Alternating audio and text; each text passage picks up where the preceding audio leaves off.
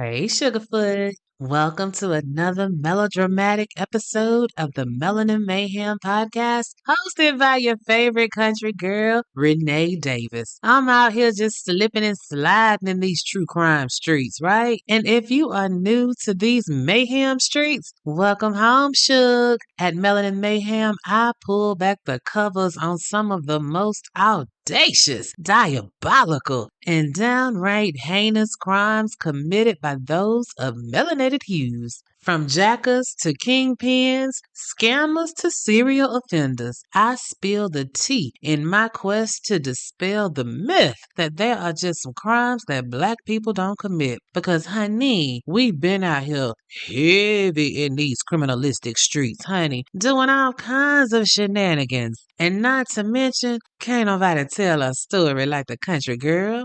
And to my smooka wookas, the yin to my yang, the day ones that I love so much and they love me and how I do my thing, honey. I'm talking about the Noir Nation, honey. Hello, mates, and long live the queen.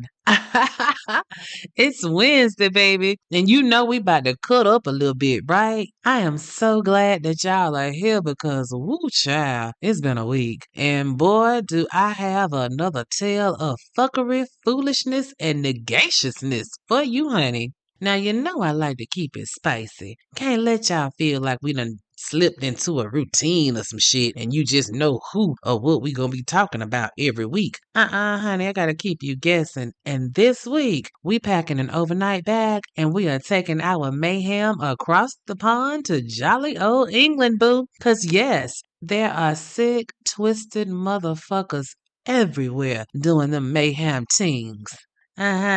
This week's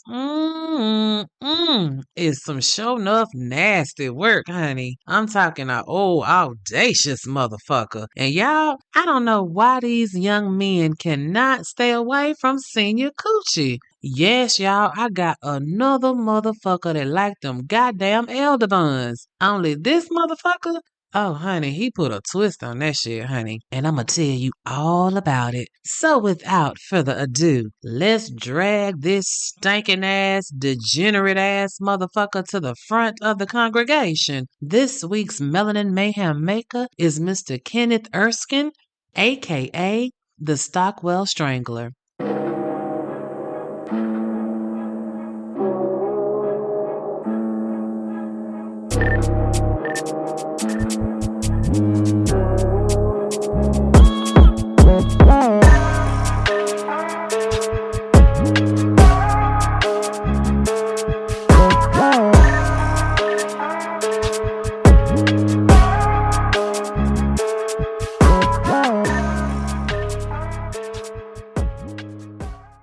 All right, family, let's get on into this bullshit.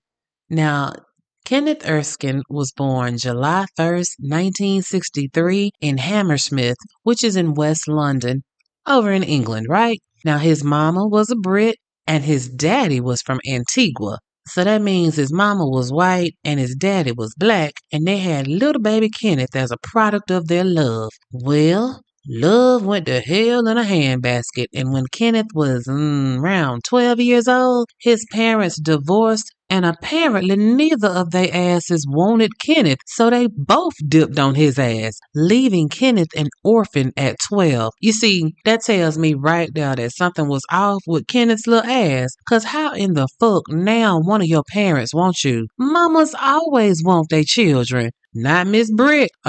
She was like, cheerio, nigga. See, I think that Kenneth exhibited those behaviors as a young child that was too much for his people to deal with, and the shit only got worse after they bounced, cause Lil Kenny a ward of the state now. And woo, honey, becoming a foster child was not a good look for Kenneth. He didn't adjust to his new life at all. In fact, it was just the opposite. This little dude took all his anger and all his frustration and all his sick in the headness. Yeah, he took all that shit out on all the people that were around him, including children. Like, there was one time, y'all, he was on a school field trip. We've all been on a school field trip. You know how that shit goes. Well, tell me how come little Kenneth tried to drown several of his classmates? Yes, honey, this little nigga was touched. And, excuse me, how many is several? Like, I couldn't find the actual number through all of the articles that I looked through and all of the videos. Everybody just says several. And the way my math be mathing, that's more than two. And excuse me, how the hell do you try and drown multiple classmates? Like, honey, come on. After the first child got dipped, somebody should have grabbed Kenny's little ass up and sent him somewhere. Sir, that's attempted murder. And yet he was able to do that to somebody else's children? Like, more than one, more than two, several. He a goddamn menace to society, and everybody letting it happen. And it didn't stop there. Oh no, honey. Kenneth stayed fucking folks up. Shit, the teachers was probably scared of that ass because he had stabbed one of his teachers in the hand. Baby, they locked his little ass up too. And when they locked him up, they did some psychiatric testing because clearly something is a little off here. And do you know this nigga attacked the psychiatrist that was performing the testing? Attacked that damn doctor with a knife. Baby, when I tell you Kenneth's crash out game is epic, honey. Anybody could get it, and it seemed like everybody got it, and nobody did shit about it. Now, from what I understand, there was one person that he didn't take his frustrations out on, and it's supposedly, from what the street committees say, this was an older white man that he had some type of sexual relationship with, you know what I'm saying? Well, that is until the older white man felt Kenneth needed to move on, and Kenneth didn't take too kindly to being rejected, so what he do? Tried to kill his lover. Yup, was gonna kill his ass and take him straight out the gang. Fortunately, though, he didn't kill the man, but this solidified the diagnosis that Kenneth was certifiable. And I also think that this set the scene for his future criminalistic fuckery that he was going to unleash on the senior citizens of London. So he's out in these streets. He's bouncing around from place to place, picking up a love for taking other people's shit. You know what I'm saying? That sticky finger bullshit. And by the time he was in his late teens, early 20s, the little nigga had quite the record of petty burglary charges. He had did a couple of little bids in juvie or whatnot. And when he aged out, he didn't have nowhere to go because remember, his parents throwed the deuces long ago. And with that, nobody who wanted him, for all intents and purposes, Kenneth was a homeless ass motherfucker. Well, in 1982, he got popped for some more sticky finger shenanigans, and again, they sent him to jail. Nothing new here, but what was new is that this time when he went to jail, Kenneth started drawing, and they say he was actually pretty good. The nigga had talent. But, them drawings were disturbing, honey. They say he was drawing pictures of old folks gagged in their beds with knives and shit sticking out their bodies. Knives as in plural, several, kind of like several of them children that he tried to drown. Yes, this motherfucker got several knives sticking out of the bodies of these old people that he's drawing. And this motherfucker decorated his cell with them drawings of all these depraved situations. So, there were signs long before he brought them paintings to life. They were just ignored. And I mean, he talked with the shrinks. They knew that he was a few eggs short of a dozen. And now this nigga is actually drawing you a picture of how crazy he is. And it still wasn't enough for anybody to step in and say, yo, this nigga cannot be let out into society.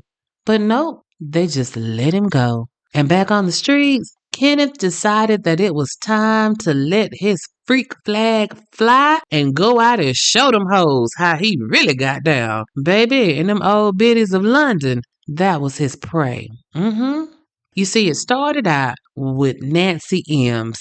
Nancy was a 78-year-old woman, and she lived in a rough part of town when old Kenneth got a hold to her ass. Now, because Nancy lived in a less than safe area, her friends checked up on her daily to make sure that her ass was all right. You know what I'm saying? Well, on the morning of April 9th, 1986, Nancy didn't answer the phone. And that's very unlike Nancy, right? So her friends decided to go do a welfare check to make she wasn't on the floor on some of that old I fallen and I can't get up type of situationery. You know what I'm talking about? Well, they get to her little apartment and they find that she done fucked around and joined the ancestral plane. Nancy deader than a motherfucker in her bed. So her friends, they called the police and the authorities pull up and they took one look at the neighborhood and one look at Nancy's age and they said, oh, she died of natural causes. And that probably would have been the story had it not been for Nancy's caregivers that came in after the fact to straighten her shit up, you know what I'm saying? And they saw that Miss Nancy's TV was missing. So they called the cops back and was like, hey, somebody robbed Miss Nancy. Y'all sure that this was natural causes? And so the police was like, shit, well, let's double check. And so they hollered at the coroner, right? And they was like, hey, check that old bird one more time for us and see if there's anything out of the ordinary that strikes your fancy, okay? The coroner, he pulled Nancy's ass back out, and lo and behold, Nancy got grip marks around her neck. Well, shit, that ain't natural. And then they kept doing the autopsy, and come to find out Miss Nancy been raped too. Ooh, god damn it, Nancy. They almost let you slip through the cracks, girl. Now, I know when they found Nancy, her damn neck was fucked up. You know them envelopians bruise easy, and them old birds, they really bruise up good because that skin thin as rice paper, honey. They took one look at her age and chalked that shit up to natural causes because she was an elder bud. Lazy motherfuckers. I see that shit is worldwide too. Well, Kenneth, he took a slight break from fucking up the old biddies for about 2 months. But then the urge must have hit him something serious because he was on it again June 9th, 1986. This is 2 months to the date when he caught his second victim. This time, it's a woman named Janet Crockett. Yeah, old Janet was unlucky victim number 2, honey. Now, Miss Janet, she was 67 years old and she was president of the senior citizen housing development that she lived in. Janet still had a little pep in her step and was mixing it up with her senior crew, you know what I'm saying? So while she was older, she was definitely not on the sick and shut-in list. Oh no, honey, not by a long shot. But I am thinking though, just follow me now. I think Janet might have been a Karen, a messy old bird, because when Kenneth came in her shit and attacked her, she screamed her goddamn head off, and people heard her, but didn't nobody. When I say nobody, I mean nobody. Them motherfuckers didn't bat an eyelash. Nobody came to see why Janet was hollering and carrying on. Ooh, child, the unbotheredness of it all. Ooh, honey. Later on that day, Janet's nephew came to come see by his auntie. He found her laying in her bed, naked as a newborn baby, legs cocked open like she was about to do something strange. Now, nephew is horrified. Who in the fuck done killed my auntie? Kenneth came in through a window, robbed her, strangled her to death, and raped her. And at first look, the cops said that Janet was old, and maybe the Lord just called her home naturally. And as she was getting ready for bed, that's why she looked like a soup chicken on the way to the pot. You know what I'm saying? But then they found a palm print on her window. And her TV missing. Well, that ain't natural for sure. So I'm guessing that they got to thinking about Nancy and how she was killed, and Janet looking a lot like how Nancy was looking. So to be on the safe side, even though they thought there was nothing to see here, they asked the coroner to double check their math to make sure that 1 + 1 equaled old age. No. Janet too had been stroked and choked. Oh shit.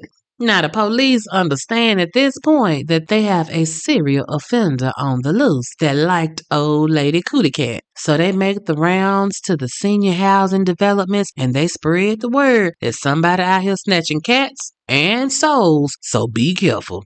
But Kenneth wouldn't or couldn't even attempt to stop. Now, baby, he got a taste of that murderade, and he liked the way that shit tasted, honey. Something about them varicose veins and support hose had flipped a switch in this nigga. But guess what? Y'all, he ain't just want them elder buns. Yeah, old white women got him feeling randy or whatever, but with his next victims, we find out that Kenneth don't discriminate, honey. This nigga like a little old jackrabbit tail just as much as he like elder bun cootie cat. Ooh, child.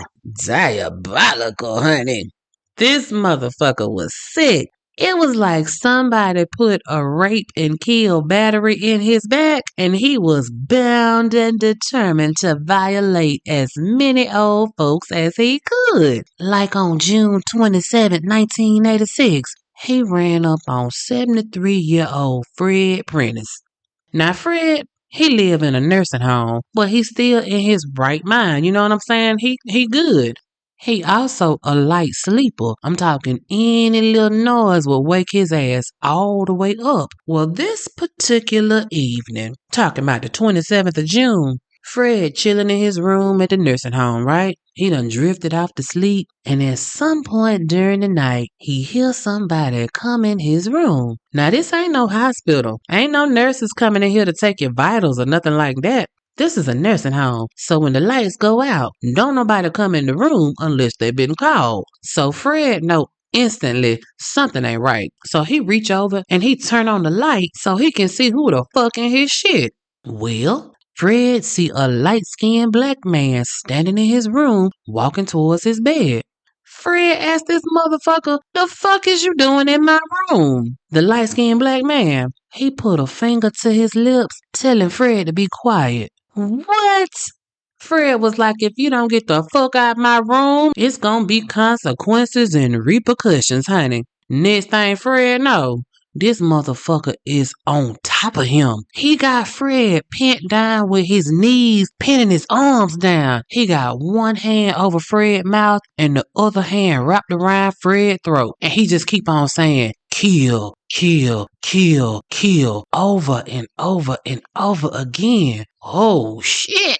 And because he's sitting on Fred's chest, Fred can feel that this motherfucker is hard enough to cut diamonds. Oh, shit, Fred. Baby, Fred understand that this motherfucker is not here to steal the denture cream. This motherfucker is trying to steal his soul and possibly his virgin booty hole and take him out the game in a most undignified way. Well, Fred understands the seriousness of the situation. Now, he ain't helpless normally, but when you got a man basically sitting on your chest with a hard dick poking you in your Adam's album, fucking with your breathing capabilities, shit get real quick. You know what I'm saying? Fred know he ain't got no win against this man, but he for sure don't want to go out like this. So he did the only thing he could. He got one arm free from under his attacker's knee, and he reached for that little remote that was attached to the bed. He got one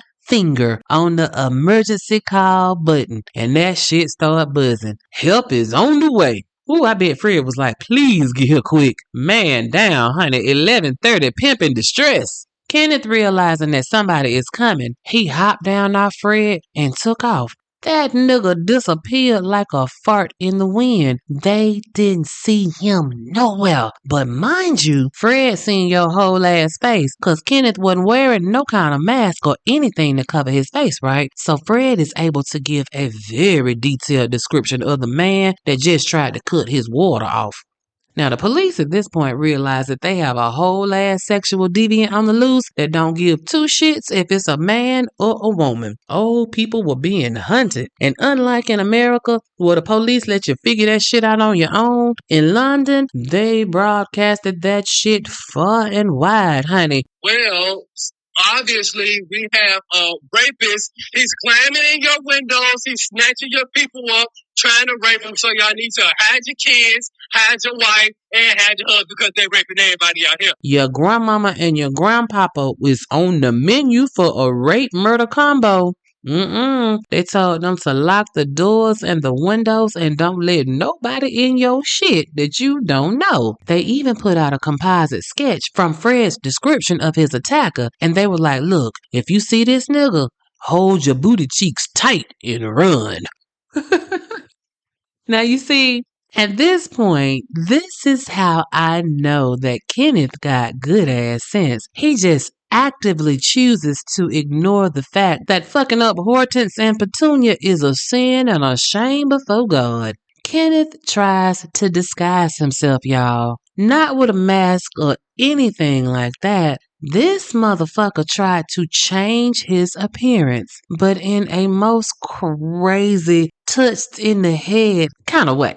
Y'all, tell me why this motherfucker went to a beauty salon and he asked them to bleach his hair. And the beautician was like, sure, no problem. We do that every day, all day around this motherfucker. But then Kenneth said, I want you to bleach all my hairs. And the beautician was like, shit, again, my guy, no problem. We will make sure that every hair on your head is bleached because we professionals around here. That's what we do. And Kenneth was like, no, I want you to bleach the hair on my head and the hair on my balls. Excuse me, what, sir? The pubes. I want you to bleach my pubic hair too. Now, at this point, the hairstylist was looking the same way me and you looking at this motherfucker. Like, what the fuck? And she let him know.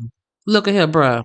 I got you for the hair on your head, but you're gonna have to go somewhere else for that freaky shit, because we don't do no ball bleaching around this motherfucker. So Kenneth was like, fine. If you scared to look at my dick, just do my head. So the stylist gets down to the business of bleaching. And once the bleach was on Kenneth's head, she steps away for a second because, you know, black hair takes a second for the bleach to start doing its thing. You know what I'm saying? So tell me why, when she left, it was still a little bit of the bleach mixture in the bowl. Y'all know if you've ever gone to the salon and you've gotten your hair done, there's always a little bit left over, right? Kenneth takes the remaining bleach and proceeds to put it on his eyebrows, his motherfucking pubic hair, and then the motherfucker put what was left on his eyelashes. Baby, he might have been fine with them brows and even his pubic hair, but them motherfucking eyelashes?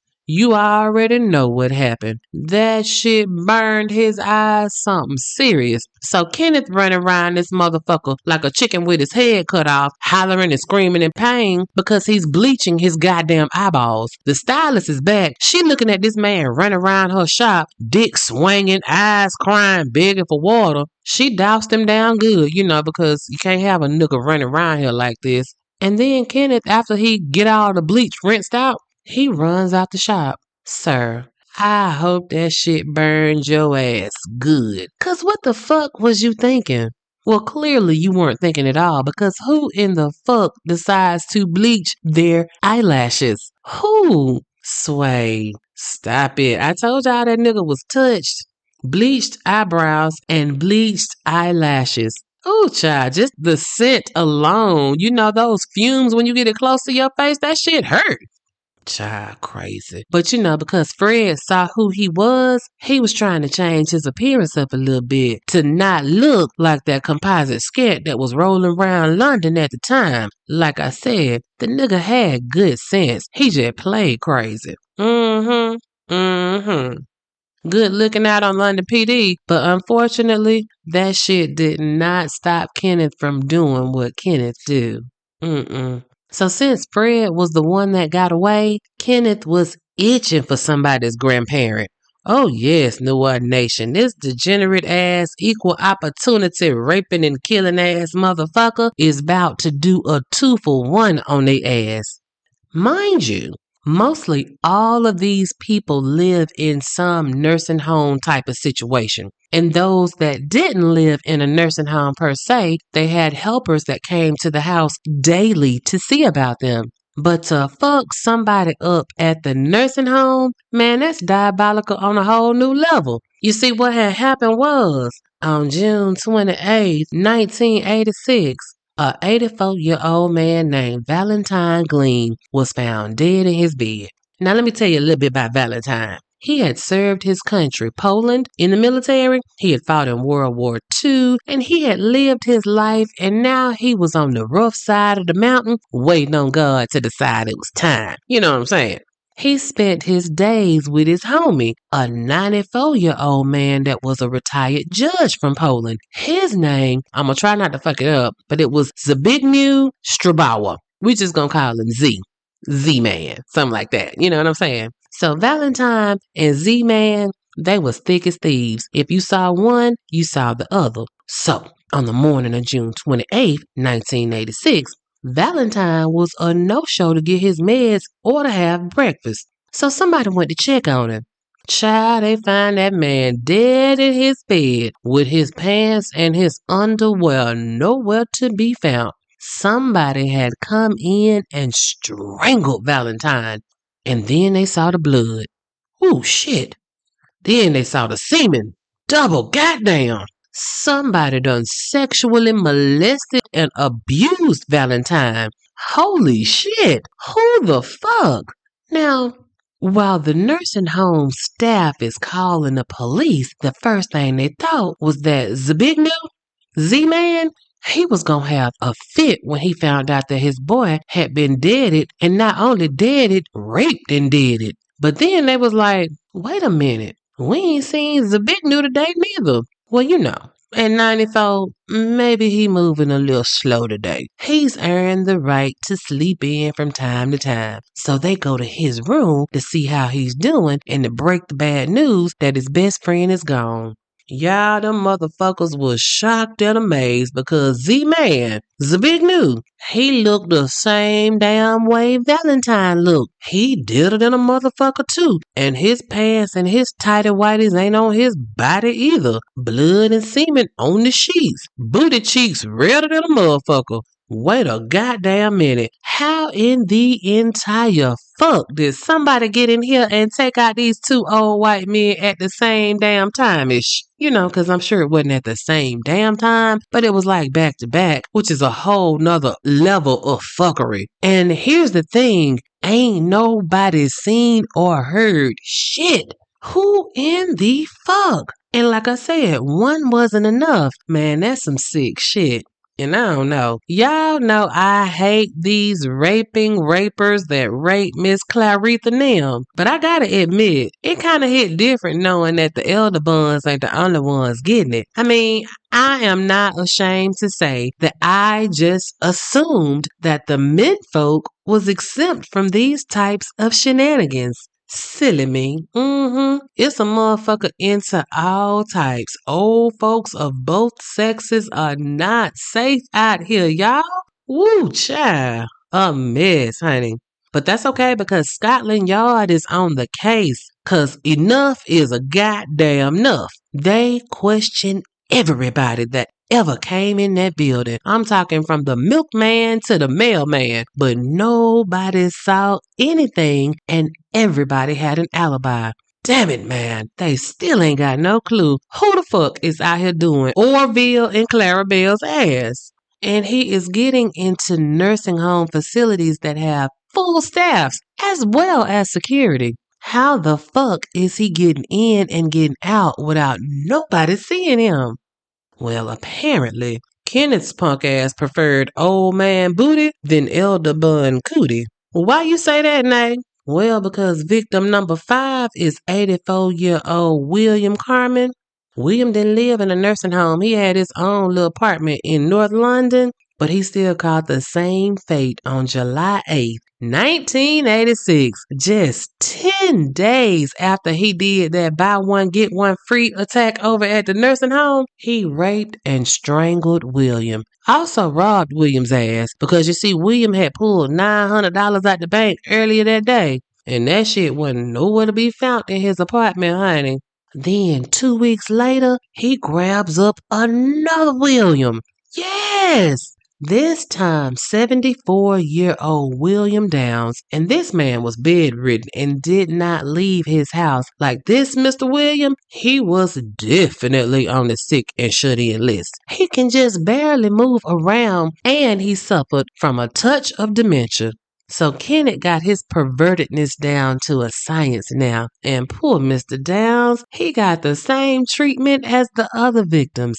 His house was robbed, his booty was bust open, and then he was strangled into the afterlife on July 21st, 1986. The police, they came in, they processed Williams' home, and they find another palm print on the window. Forensics say it's the same palm print that they found at Janet's house 3 killations ago.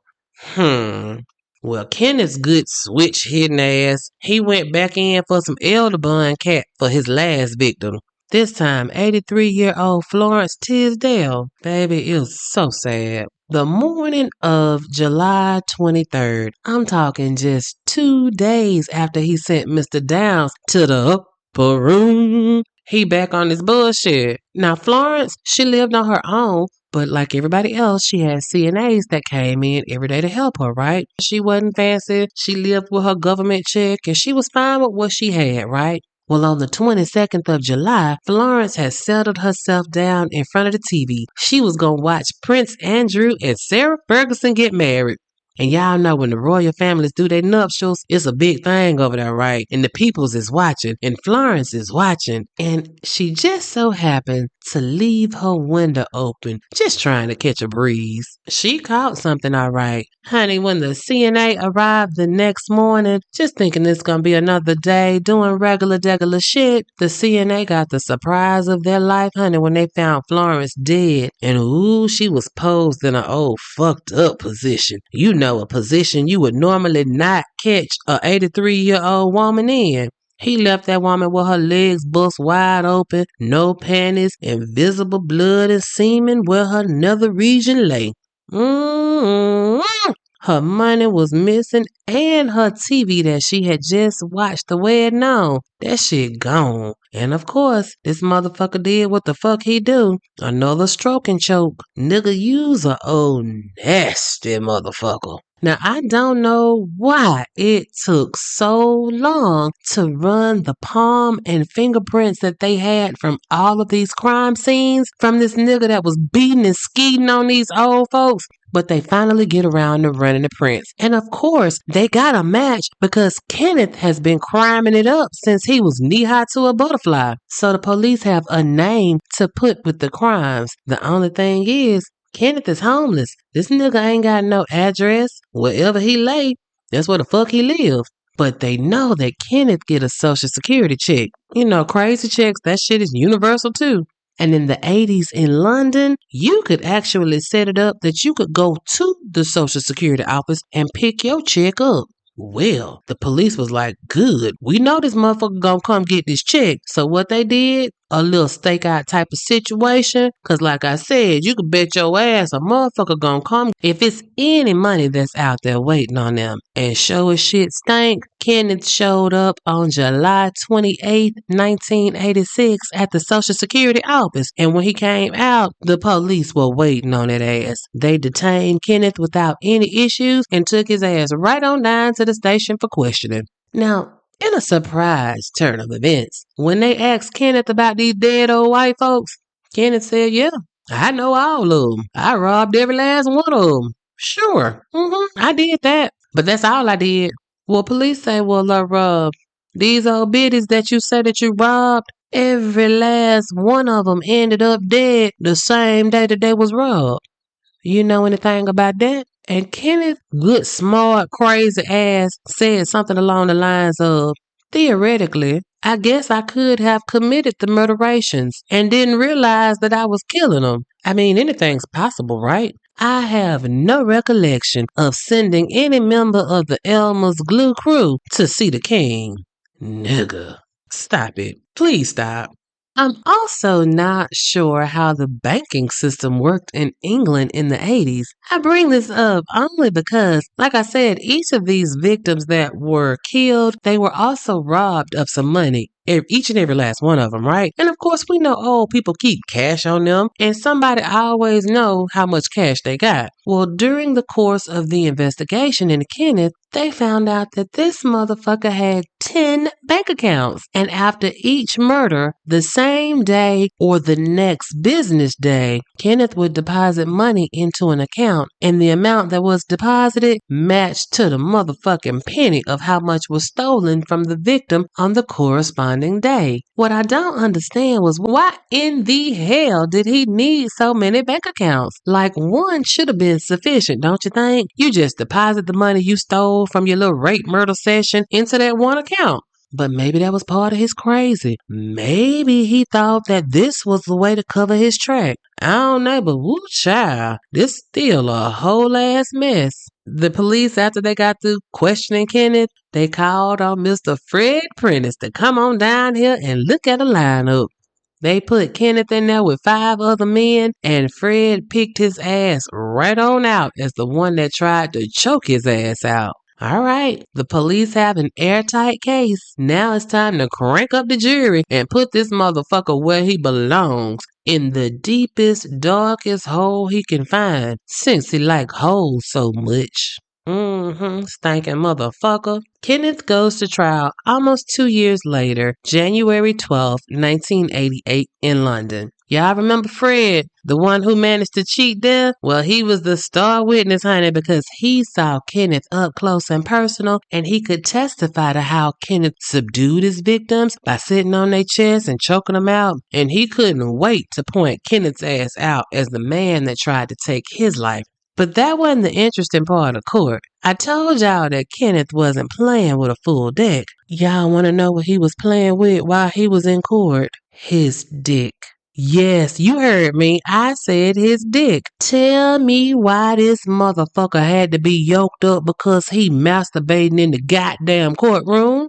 What? Sir, you bored so you just pull your dick out and try to rub one out during cross-examination? Sir, if you don't put that thing away, the visual that I have on this, y'all, I done been to court a couple of times. I done pulled out a few things in court. I ain't never, in all my years, seen a motherfucker whip their dick out in the courtroom. But I'm a little twisted. I can say honestly, I would be amused. I would absolutely be amused. I would pull my phone out and record it. Put that shit on World Star. Cause how often do you run into somebody masturbating in the goddamn courtroom when they on trial for murder? Tell me you don't give 2 shits about nothing that's going on. Baby, put that thing up.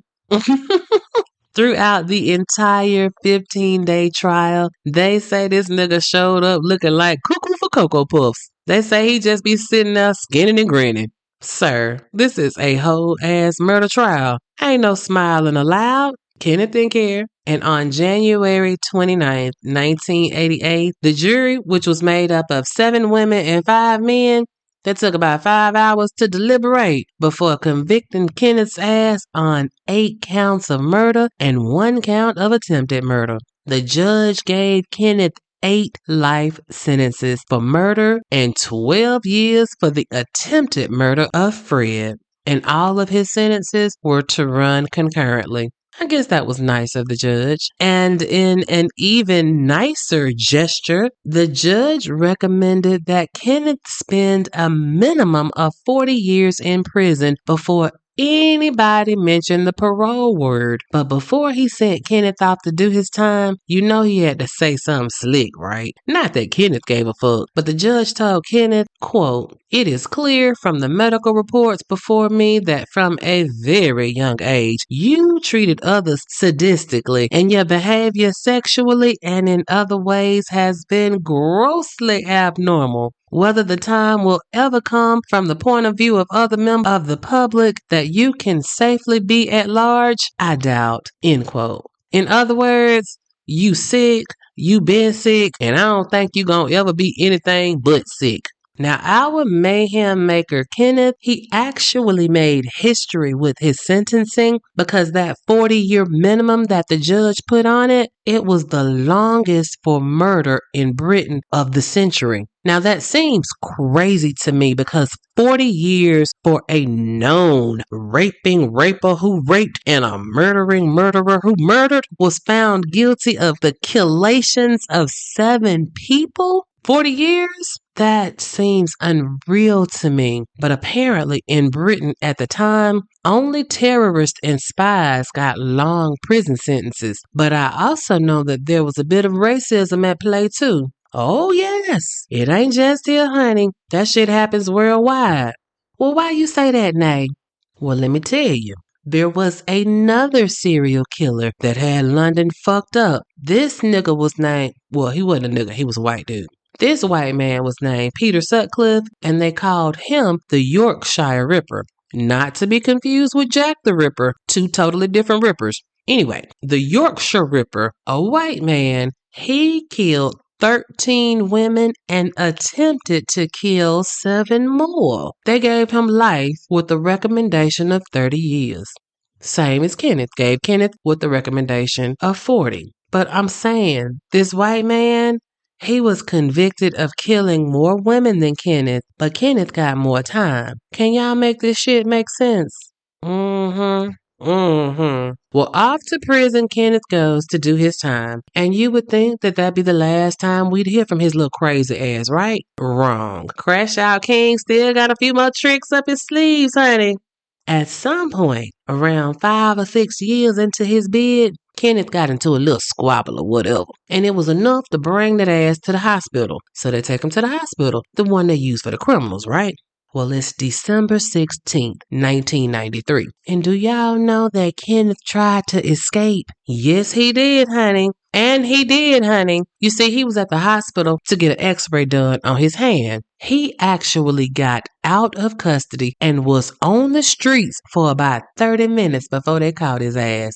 30 minutes? This nigga just walking around, probably looking for somebody's granddaddy. Yeah, they got him back in custody, but that could have been really tragic. How the fuck was he able to get away in the first place? Now, after that, there were no more opportunities for Kenneth to escape. But he was diagnosed. He was diagnosed, though. They did. They gave him an actual medical diagnosis for his mental illness. He was diagnosed with schizophrenia and antisocial personality disorder. And here's the kicker, because now he had an actual mental health diagnosis. Do y'all know they reduced his murder charges down from murder to manslaughter?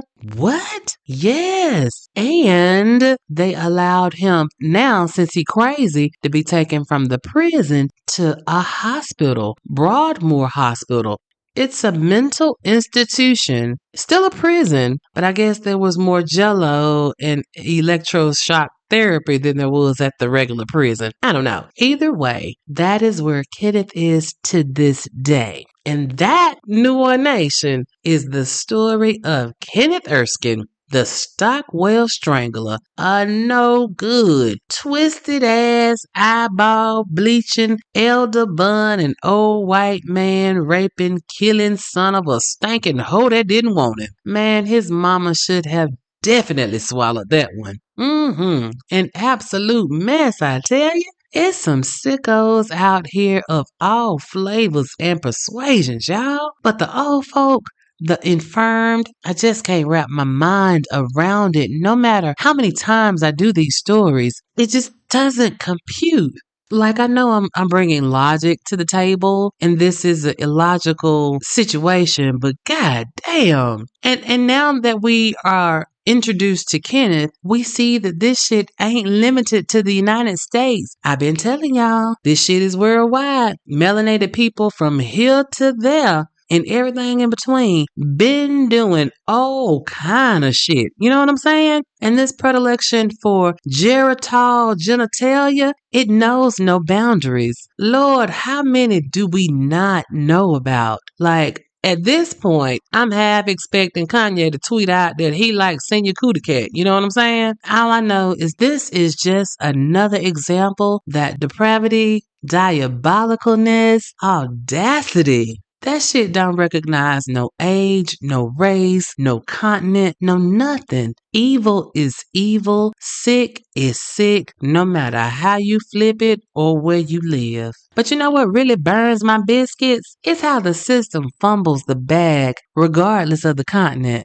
Even when the signs are there, they're screaming loud, flashing neon signs that a motherfucker is clearly a few sandwiches short of a picnic.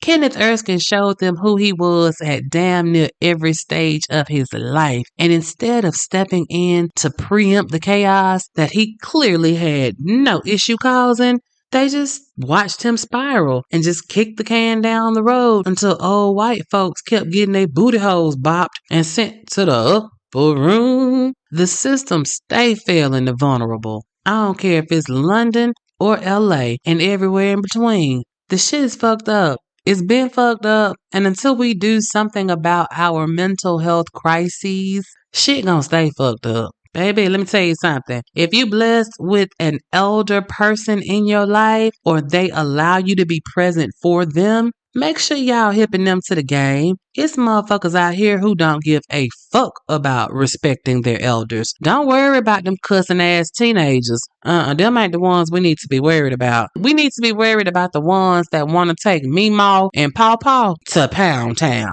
Lord, I can't even imagine it.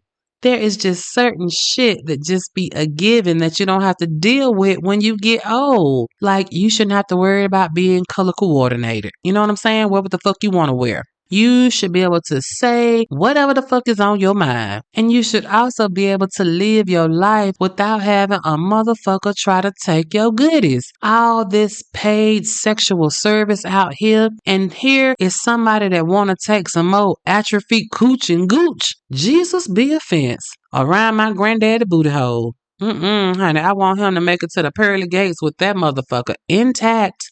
Okay, I'm through. I've gone too far. If I keep talking, ain't no telling what might come out my mouth. But I will tell you this.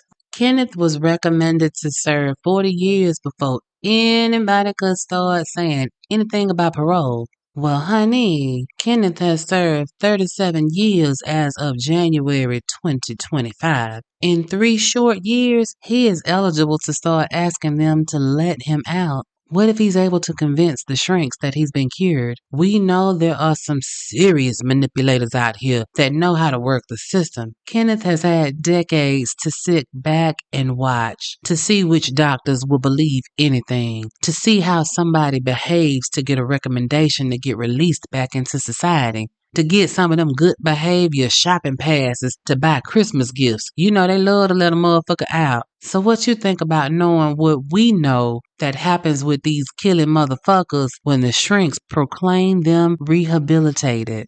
Kenneth is 61 years old and probably got a few more good killing years left in him. All right, it's y'all turn now, honey. You know the drill. Slide over there to the socials. It's Melanin Mayhem Podcast on YouTube and Instagram and Facebook. And I am Melanin Mayhem PC on X. And if you haven't joined the Facebook discussion group yet, what in the hell is you waiting for? We over there cutting up weekly, baby. Don't forget, you can always drop me a line over at melaninmayhempodcast@gmail.com if you want to holler at your girl privately. You know what I'm saying? This week's Noir Nation shout out goes out to Allie. Now, Allie left a review on Spotify and she says, well, you know what? I don't want to assume. Allie could be a man or Allie could be a woman. Either way, Allie says, I've been listening to your podcast just a few months and girl, you are absolutely amazing and so funny. Never stop these episodes because you make my day. The stories you tell and how you tell them like no other. I'm so proud to be a part of the Noir Nation. Allie, thank you, boo. We so glad to have you over here at the Noir Nation, honey.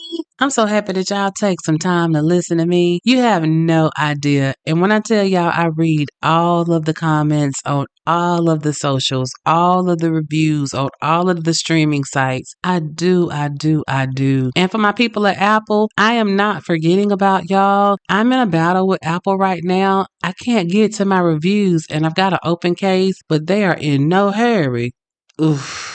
Apple, if you listening, your days is numbered, honey. But just know I'm reading them even if I cannot respond to them on Apple. The country girl got you. Y'all, thank you so much for rocking with the country girl. I gotta get in here and chop and screw this thing up, as well as get Friday's episode of Love Kills ready for you. And ooh, honey, it's gonna be a good one. So until we talk again, y'all know the drill. Stay safe, stay vigilant. And if you stay ready, you ain't gotta get ready. It's one love, Noir Nation, and the country girl is out of here.